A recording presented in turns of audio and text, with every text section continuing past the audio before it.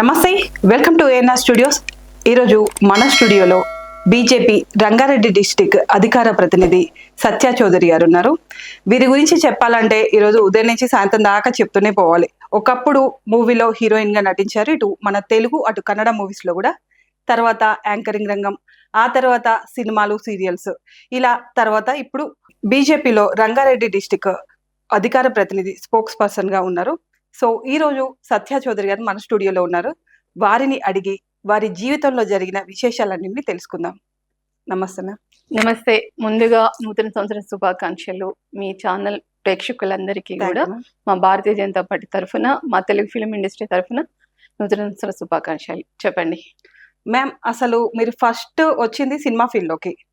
అవును. Cinema field నుంచి ఈ రాజకీయాల్లోకి అసలు దానికి దీనికి సంబంధం లేని ఫీల్డ్ లోంచి ఎలా వచ్చారు? అంటే ఒకానొక టైంలో తెలుగు ఫిలిం ఇండస్ట్రీలో నేను తీసుకున్న స్టాండ్ ఏ హీరోయిన్ కానీ ఏ ఆర్టిస్ట్ కూడా తీసుకోవడానికి భయపడే ఒక సంఘటన అప్పుడు నేను నిలబడ్డా ఇండస్ట్రీ కోసం. Okay. So Telugu film industry గురించి అప్పుడు నేనున్న ఆ ఫైర్, నేను అప్పుడు చేసిన పోరాటం కానీ అదంతా కూడా నా కేంద్రం గుర్తించడం, లక్ష్మణ్ గారు చూడడం, పార్టీలోకి మీలాంటి వాళ్ళు రావాలన్నారు, ఆహ్వానించడం. లక్ష్మణ్. సో డాక్టర్ లక్ష్మణ్ గారి ఆధ్వర్యంలో నేను డైరెక్ట్ బీజేపీలో కార్యవర్గ సభ్యురాలిగా నేను రావడం జరిగింది.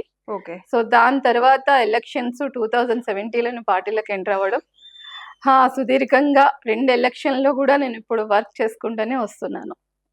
ఒకప్పుడు హీరోయిన్ గా ఇటు తెలుగు అటు కన్నడ ఫిలిమ్స్ 2 చేశారు. అవును. అఫ్ కోర్స్ ఇప్పుడు కూడా బీజేపీ పార్టీలో హీరోయిన్ గానే ఉన్నారు, అధికార ప్రతినిధిగా రంగారెడ్డి డిస్ట్రిక్ట్ నుంచి. సో ఎలా ఉంది madam, 2 separate roles, totally separate. అక్కడ అది గ్లామర్ రంగం, ఇది అలా కాదు. ఎలా ఉంది మేడం 2? అంటే దానికి దీనికి డిఫరెంట్ ఎలా ఉంటుందంటే, ఇండస్ట్రీలో అనేసరికి మాకు మార్నింగ్ 4 o'clock స్టార్ట్ అవుతుంది మా జర్నీ. 4కి స్టార్ట్ అయ్యి మేము లొకేషన్కి వెళ్ళడానికి ఎవ్రీథింగ్ మా ప్రొడ్యూసర్స్, మా డైరెక్టర్స్, మా ప్రొడక్షన్ హౌసెస్ మమ్మల్ని రూపాయి కూడా పర్సులకి తీయనివ్వకుండా మేము ఆ ఒక క్యారెక్టర్ చేసి రిటర్న్ మళ్ళీ మేము ఇంటికి వచ్చేటప్పుడు మంచి పర్సులో మా రెమ్యునేషన్ పెట్టుకుని మేము ఇంటికి వెళ్ళే పరిస్థితి. దాని నుంచి నేను ఒక్కసారిగా రాజకీయం రాగానే ఇక్కడికి వచ్చేసరికి ప్రజాసేవ అంటే, ప్రతి మనిషి పుడతారు, ఒక గుర్తింపు తెచ్చుకుంటారు, కానీ నేను ఒక నటిగా తెచ్చుకుని, ఒక హీరోయిన్గా తెచ్చుకుని మళ్ళీ భారతీయ జనతా పార్టీలో అడుగు పెట్టినప్పుడు ఒక కార్యకర్తగానే నేను వెళ్ళాను అక్కడికి. నేను ఒక సెలబ్రిటీ హోదాలో నన్ను ఆహ్వానించారు, నన్ను అంతా గుర్తించినా కూడా నేను ఎట్లా అంటే, షూటింగ్కి వెళ్ళాక అక్కడ మేము ఎంత బిజీ ఉంటామో మీ అందరికీ తెలుసు, మనకి ఎంత అవైలబుల్గా ఉంటుందో అని. సో అంత బిజీ షెడ్యూల్లో కూడా నేను పార్టీ కోసం టైం ఇవ్వడం, పార్టీ కోసం నేను పని చేయడము, ఎలక్షన్స్ అప్పుడు కానీ ఏదైనా ఇష్యూ జరిగినా కూడా నేను నా ఒక వాయిస్ని ఈరోజు మీడియా ద్వారా వినిపించడం కానీ, ఇవన్నీ కూడా నాకు అసలు అనుకోలేదు, నేను ఏది కూడా నేను ప్లాన్ చేసుకోలేదు, అట్లా వెళ్ళిపోయింది అనమాట నా జర్నీ. సో తిరిగి చూసుకునేసరికి నాకు 10 ఏళ్ళు గడిచిపోయింది ఇప్పుడు. ఓకే. 2 ఎలక్షన్స్ అనేసరికి 10 years. సో ఇంతగా అన్నది కొంచెం ఒక్కొక్కసారి అనిపిస్తుంది. షూటింగ్స్ ఉంటాయి, అదే టైంలో పార్టీ మీటింగ్స్ ఉంటాయి, అదే టైంలో కార్యకర్తల్ని మొబిలైజేషన్ చేయాలి, మళ్ళీ పార్టీ ఇచ్చిన ఆదేశాలకు మనం పని చేయాలి, మళ్ళీ సోషల్ మీడియాలో యాక్టివ్గా ఉండాలి. అది కాకుండా మళ్ళీ ఇంకోటి ఏంటంటే, ఇప్పుడు అధికార ప్రతినిధి అంటే ప్రతి ఇష్యూ మీద మనము మాట్లాడాలి. బ్యాలెన్స్ ఎలా చేస్తున్నారు మరి ఇవన్నీ? సో ఎట్లా ఉంటుందంటే, షూటింగ్ లో ఉన్నా కూడా మాకు కాల్స్ చేసి, మేడం లైవ్ లో ఒక 10 నిమిషాలు రండి మేడం, మీరు మాట్లాడితే సబ్జెక్ట్ ఉంటుందని నా కోసము చాలా మంది ఆ లైవ్ ను ఆపుకున్న సందర్భాలు ఉన్నాయి, నా కోసం వాళ్ళు టైం ఇచ్చిన సందర్భాలు ఉన్నాయి. నేను కొందరికి ఒక్కొక్క టైంలో అయితే మాట్లాడే అవకాశం ఉండదు, ఎందుకంటే మేము మేకప్ వేసుకుని కెమెరా ముందుకు వెళ్ళగానే మా డైరెక్టర్ గారు పిలవగానే టక్కుని పరిగెట్టాలి, ఎందుకంటే మీకు తెలిసిందే ఎంతో కష్టపడితే గానీ ఆ అవకాశం రాదు, అది కూడా మన టాలెంట్ ప్రూవ్ చేసుకునే ప్లాట్ఫామ్ అది. సో మేము అంత ట్రగల్స్ లో ఒక రేంజ్కి వచ్చేసాక మేము పార్టీ కోసం చాలా టైం ఇవ్వడం అని జరిగింది. సో ఎన్నో డిబేట్స్లలో, ఎన్నో ఎలక్షన్లో, ఎన్నో ధర్నాలలో, కొన్ని చెప్పాలంటే గాజులు పగిలిపోయి, కాళ్ళు కొట్టుకుపోయి, పోలీసులతోటి కొట్లాడి వాళ్ళని కొట్టిన సందర్భాలు ఉన్నాయి. ఇప్పటికీ నా మీద చాలా కేసెస్ కూడా పెట్టారు పోలీసులు. అందుకే బీజేపీ ఫైర్ బ్రాండ్ అంటారు. తెలంగాణ రోజా అని కొందరు, తెలంగాణ ఫైర్ బ్రాండ్ సత్య చౌదరి అని కొందరు. అంటే నేనేంటంటే, నేను పుట్టాను, నా అంటూ నేను ఒక పేరు తెచ్చుకున్న ఇండస్ట్రీలో, నా కుటుంబం పెట్టిన పేరు కాకుండా నాకు ఇండస్ట్రీ ఒక మంచి గుర్తింపు ఇచ్చి వచ్చాక ఇంతకంటే ఏముంటుందని అనిపిస్తుంది. కానీ ప్రజల్లో ఉన్న మనము ఏదో ఒక మంచి చేసి ఈ ప్రాణం అన్నది వదలాలి. ఓకే. ఇది నా లక్ష్యంగా పెట్టుకున్న. ఆల్మోస్ట్ నేను 18 అవర్స్ వర్క్ చేస్తా. ఓకే. ఇటు ఇండస్ట్రీ కావచ్చు, అటు బీజేపీ కావచ్చు, నా పత్రిక కావచ్చు, ఓ, అదే విధంగా నా ఛానల్స్ కావచ్చు, ఇంకా కిషన్ రెడ్డి అన్న కోసం అని కావచ్చు, సోషల్ మీడియా. అంటే ఒకసారి పార్టీలోకి ఎంటర్ అయ్యాక నరనరాల్లోకి మనకి ఏమంటారంటే ఒక ఫైర్ వచ్చేస్తుంది. ఇక్కడ నేను మన అన్నయ్య చెప్తే మీ నంబర్ కిషన్ రెడ్డి అన్న అయితే 4ంటికో 5ంటికో లంచ్ చేస్తారు. అదే అడుగుదాం అనుకుంటున్నాం మ్యామ్. యాక్చువల్ గా కిషన్ రెడ్డి గారిని మీరు అది ఒక సొంత చెల్లిలాగా చూసుకుంటారని, సార్ కూడా మిమ్మల్ని 24 గంటలు చెల్లె అని పిలుస్తారని, రైట్ హ్యాండ్ లాగా ఉంటారని మాట. అంటే అన్నయ్య నన్ను అంత నాకు స్పేస్ ఇవ్వడానికి రీజన్స్ ఏంటంటే, నేను ఈ రోజు ఆల్మోస్ట్ 2 ఇయర్స్ నేను ఏ షూటింగ్ చేయలేదు. ఓహో. ఆల్మోస్ట్ వచ్చినవన్నీ రిజల్ట్ చేసేసా. ఎందుకంటే పార్టీ కోసమే పనిచేస్తా, ముఖ్యంగా అన్నయ్య కోసము. ఎట్లా అంటే ఎవరైనా బాధ్యతలు వచ్చినప్పుడు మీకు తెలుసు ఆ మినిస్టర్ పదవి కానీ, ఇప్పుడు ఆయన అధ్యక్షులుగా ఉండడం కానీ చాలా గా ఉంటుంది. పొద్దున్న లేస్తున్న నుంచి మార్నింగ్ ఆయనకు 6 o'clock స్టార్ట్ అవుతుంది. సో మోస్ట్లీ ఆయన ఒక్కొక్కసారి 5 o'clock మీటింగ్స్కి వెళ్ళిన సందర్భాలు కూడా నేను చూసాను దగ్గరుండి. ఎట్లా అంటే ఇంకా ఆయనకి వచ్చి చెప్పుకునే వాళ్ళందరూ ఉంటారు, కొందరేమో నారాజ్ అయ్యే వాళ్ళు ఉంటారు. వాళ్ళని నేను దగ్గరుండి అన్నయ్య దగ్గర తీసుకెళ్ళడం, వాళ్ళ సమస్య ఏదో చెప్పుకునే అవకాశం ఇవ్వడం, స్పేస్ ఇవ్వడం. అంటే ఇంకా నాకు వేరే ఏం కనిపించదు. అక్కడ ఎవరైనా ఒక బాధితురాలు వచ్చింది, ఆమెకి ఏదైనా ప్రాబ్లం ఉందన్నప్పుడు ఇంతమందిని దాటుకుని రావాలంటే కొందరికి రాలేకపోతారు. డైరెక్ట్ మీతో అయితే ఈజీ. నేనేం చేస్తా అంటే నీకు ఏంటమ్మా చెప్పానంట, అమ్మ ఒక్కసారి సార్ని కలవాలి, చెప్పుకోవాలి, మా పాప ఫీజు కట్టలేకపోతున్నాం, మా పాపకి ప్రాబ్లం ఉంది, మా బాబుకి ఈ ప్రాబ్లం ఉందంటే డైరెక్ట్ ఎంతమంది ఉన్నా నేను చూడ సాఫ్ సీద చేపట్టుకొని తీసుకెళ్ళి అన్నయ్య నీకు ఒకటి చెప్తాదంట, ఒక్క సెకండ్ అన్నయ్య అని చెప్పి ఆ సమస్య చెప్పించేసి అదేదైతే ఉందో రిప్రజెంట్ అన్నయ్యకి ఇప్పించి ఆమెను పంపించడం. అంటే నాకు ఇంకా ఆ క్షణాన్ని అక్కడ మినిస్టరా ఇంకో వాళ్ళన్న నాకు కనిపించదు. ఆ బాధితురాలు, ఆ ప్రాబ్లం అన్నయ్య వినాలి. ఓకే. ఇది నాకు ఇంకా నన్ను ఎత్తులో కూర్చునేది ఇది ఒకటే. సో ఆ రకంగా నేను పనిచేస్తున్న అన్నయ్య కూడా చూసి ఇంకేంటంటే అన్నయ్య ఒకటే అంటారు, మొండిది, చాలా హార్డ్ వర్క్, టైం ఎక్కువ ఇస్తుంది పార్టీ కోసం అని. అంటే మంచి అన్న చెల్లెళ్ళ బాండింగ్. అంటే బయట చెప్తా ఉంటారు సత్య చౌదరి అంటే fire brand, next Kishan Reddy చెల్లె, అది అందరికీ తెలిసిందే. అందుకే నాకు వచ్చినాడు కానీ ఏమో నాకు ఇంకా ఈ జన్మలో నేను ఇద్దరిని అన్నయ్య అని పిలిచాను.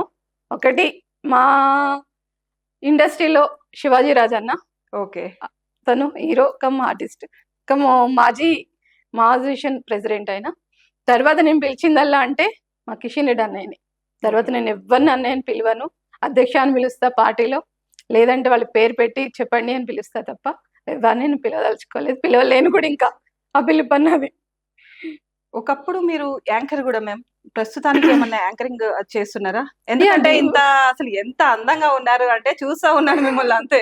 Thank you. అంటే నాకు బేసిక్లీ ఏంటంటే మన హిందూ ధర్మం అన్నా, మళ్ళీ డివోషనల్స్ అన్నా, ఈ రోజు మనకి ఎట్లా అంటే కొత్త వైఖరి వచ్చేసింది, ఉరవడి. ఎట్లా అంటే హిందువులు అనగానే ఒక రకంగా దాన్ని బ్లేమ్ చేయడం కానీ, మనకున్నటువంటి సాంప్రదాయాలు, మనకున్నటువంటి సంస్కృతి కానీ అవన్నీ కూడా చాలా డిఫరెంట్ గా చూపిస్తున్నారు.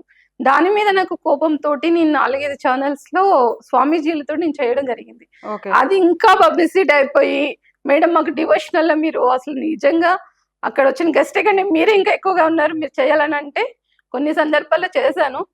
తర్వాత మీకు తెలిసింది ఇంత బిజీ షెడ్యూల్ అన్ని బ్యాలెన్స్ చేయాలంటే టైం మెయింటైన్ చేయలేకపోతున్నా. యాక్చువల్ గా వాళ్ళు అన్న తప్పులేదు మేడం, కట్టుబొట్టు అంతా వచ్చిన స్వామీజీల కంటే మీరే అట్రాక్ట్ చేసి ఉంటారు. సో కొన్ని సందర్భాలు వాళ్ళ కామెంట్ కూడా చేశారు, మేడం మీరే గెస్ట్ లా ఉన్నారు మాకు.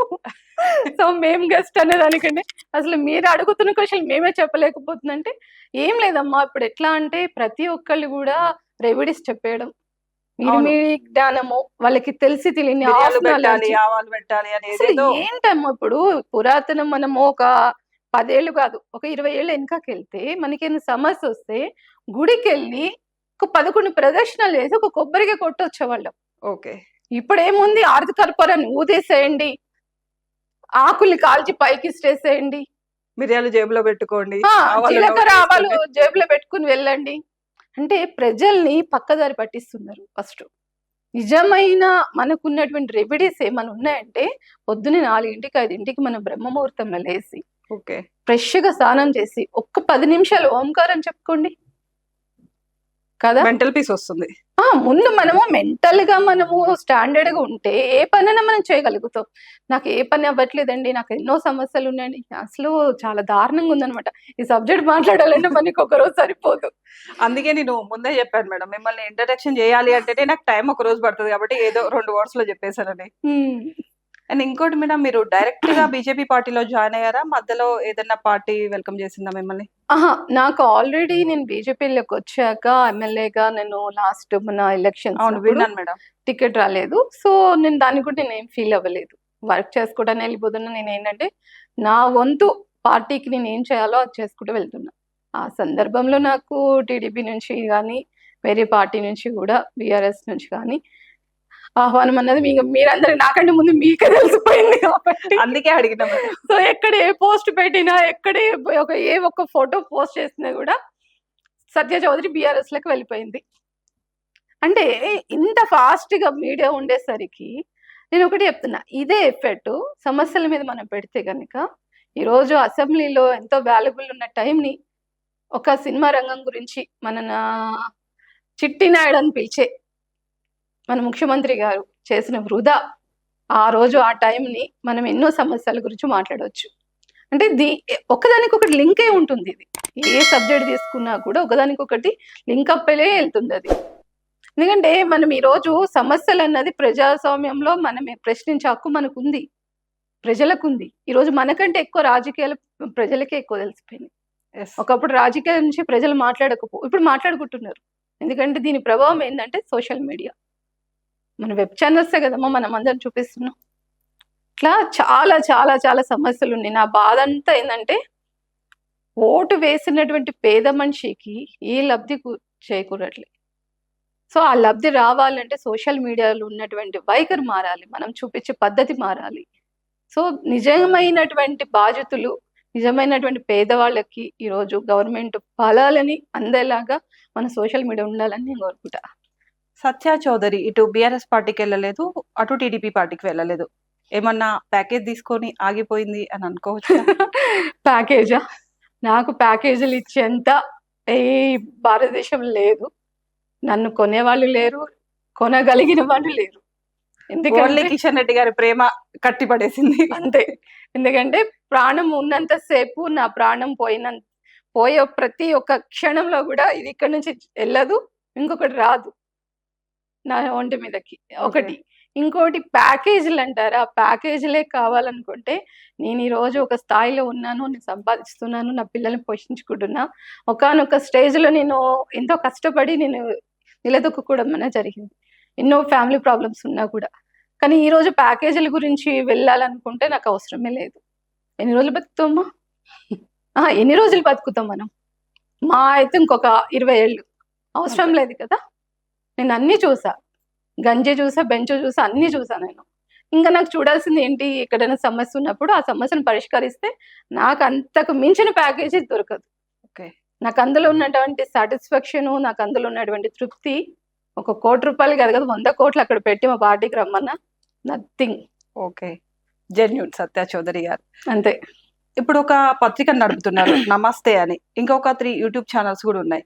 ప్రజల కోసం పోరాడడానికి నడుపుతున్నారా, లేకపోతే సత్య చౌదరి పలానా తను ఒక ఆర్టిస్ట్, తను ఒక యాంకర్, తను బీజేపీ స్పోక్స్ పర్సన్ అని చూపించడానికి నడుపుతున్నారా? అది నడపాలంటే మీరందరూ ఉన్నారుగా, నేనే పెట్టుకోవాల్సిన రూల్ లేదు. మేము అదే చేస్తున్నాం. ఇప్పుడు మీరందరూ ఉన్నారు కదా, నా మిత్రులు, నా మంచి కోరే వాళ్ళు, నా కష్టంలో ఉన్నారు, నా సుఖంలో ఉన్నారు. నా రాజకీయ రంగంలో నేను కాలు పెట్టిన నిమిషం నుంచి ఈ రోజు వరకు నాకు మీడియా ఎంత సపోర్టింగ్ ఉందో నాకు తెలుసు. సో మీరందరూ లేకపోతే నేను లేని ఈరోజు. అట్లాంటిది మీరందరూ ఉన్నాక నాకు పత్రిక, ఛానల్స్ ఇవన్నీ కాదు. ఈ పత్రిక కానీ, ఈ ఛానల్స్ కానీ నడిపే ఒకే ఒక లక్ష్యం ఏంటంటే పేదవాడికి మంచి జరగాలి, ఒక విద్యార్థికి తనకి చదువు కావాలి, గవర్నమెంట్ ద్వారా వస్తున్నటువంటి ప్రతి ఒక్క ఫలాన్ని పేదవాడికి అందించడానికి నా వంతు కృషి, నేను సంపాదించిన దాంట్లో మళ్ళీ దాన్ని అందరికి డిస్ట్రిబ్యూట్ చేసుకుంటూ నేను ఆ ఛానల్స్ కానీ ఆ పత్రిక కానీ నడిపించడం జరుగుతుంది.